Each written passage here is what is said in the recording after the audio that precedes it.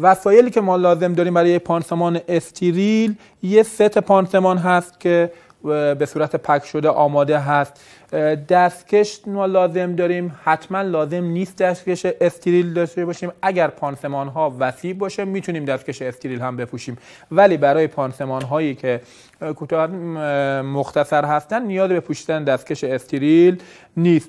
محلول ضد عفونی کننده ما هست که میتونه محلول های رایجی که داره استفاده میشه محلول نورمال سالین هست که استفاده میشه برای زخم های باز. تنها محلولی که در حال حاضر برای زخم‌های باز استفاده میشه و به اصطلاح سایتوتوکسیک نیست و کشنده سلول نیست محلول نورمال سالین هست. و محلول رایج دیگه که استفاده میشه برای پانسمان محلول‌های بتادین هستند، محلول‌هایی که جزء محلول‌های سایتوتوکسیک حساب میشه، کشنده سلول حساب میشه و در زخم‌های باز به هیچ عنوان نباید استفاده بشه، فقط در زخم‌های بسته. محلول‌های دیگه هم هستن، محلول پروکسید هیدروژن، محلول اسید استیک. همه این محلول‌های سایتوتوکسیک و کشنده سلول هستن و فقط باید در زخم‌های بسته استفاده بشه. چسب خدمت شما شود برای ثابت کردن پانسمان روی سطح زخم لازم هست و اگر که نیاز باشه از بانداژ، حالا چه بانداژ معمولی، باند معمولی، چه باند کشی، برای بحث ثابت کردن پانسمان روی زخم استفاده میشه. قبل از این که ما بخوایم با مریض تماس پیدا بکنیم دست هامون رو میشوریم و بعد خشک میکنیم و دستکش لاتکس معمولی میپوشیم. اولین قسمت از بیرون ست میگیریم و به سمت بیرون باز میکنیم، بعد سمت چپ و راست باز میشه.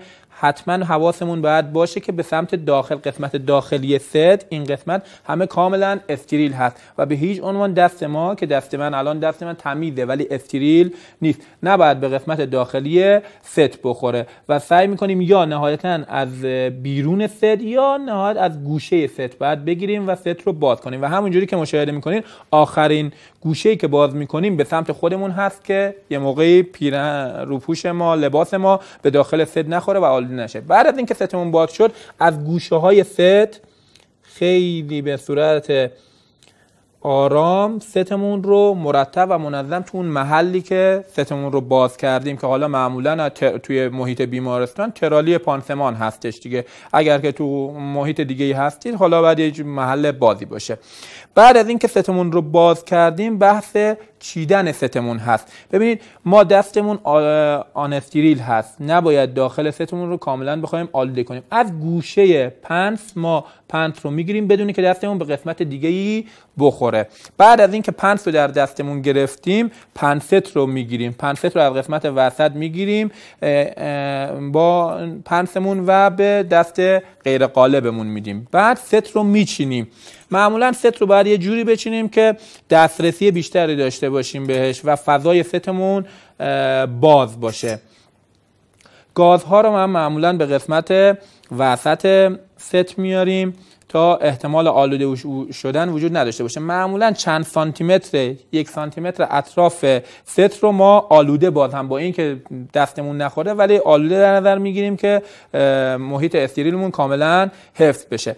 بعد از اینکه ستمون رو چیدیم و وسایل و گازهامون رو گذاشتیم و مرتب و منظم کردیم، پنس و پنست رو از این قسمت دسته پنس و پنست که به دست من خورده و آن استریله در کنار ست میذاریم و نوک پنس و پنست که همچنان استریل هست رو به سمت داخل ست قرار میدیم. بعد از اون محلول ضد عفونی کنندمون رو به ستمون اضافه میکنیم و نباید خیلی از بالا برید داخل ستمون، دستمون به داخل ست نخوره و آلوده نشه. گازها رو معمولا 4 گوش میکنیم برای اینکه هم راحت تر گرفته بشه و هم تسلط بیشتری به گاز داشته باشیم. بعد گازمون رو داخل محلولمون میزنیم. اگر خیلی آغشته شد با پنستمون گلیپات رو نگه داشتیم و یه مقدار این رو میچلونیمش که محلول اضافه نداشته باشه و روی محیطی که میخوایم پانسمان انجام بدیم و ضد عفونی کنیم شوره به اصطلاح نکنه. به این شکل ما شروع میکنیم به کشیدن ببینید من یه حاشیه امنی هم ایجاد میکنم و اصلا هم بر نمیگردم به سمت قسمت قبلی. با هر گاز میتونیم 2 بار این کار انجام بدیم، یه سمت اینور یا و سمت اینور. من باز دوباره دستم رو میچرخونم، یه بار دیگه ضد عفونی رو همینجوری انجام میدم. گازمون رو میندازیم، یه گاز دیگه بر میداریم، 2 تا 3 بار این کار رو انجام میدیم. بعد از بار دوم و سوم ما میتونیم بحث خشک کردن زخم رو انجام بدیم. باز خشک کردن زخم همینطوری به همین شکلی که گاز رو کشیدیم میتونه انجام بشه، یا روش دیگه برای انجام خشک کردن زخم اینه که یه گاز رو روی اون ناحیه‌ای که ما ضد عفونی کردیم بذاریم، به این شکل خشک کنیم، گاز دور انداخته میشه. گاز رو به اندازه وسعت خود زخم روی زخم میذاریم و بعد مرحله چسب زدن زخم هست که خب ما تو بیمارستان چسب‌های مختلفی داریم. این چسب CM هست یا چسب ضد حساسیت هست، معمولا استفاده میشه. چسب‌های حصیری هم هستن که پهن‌تر هستن و کامل روی اون محیط پانسمان رو میگیره. ما چسب رو به صورت اطراف پانسمانمون رو میزنیم.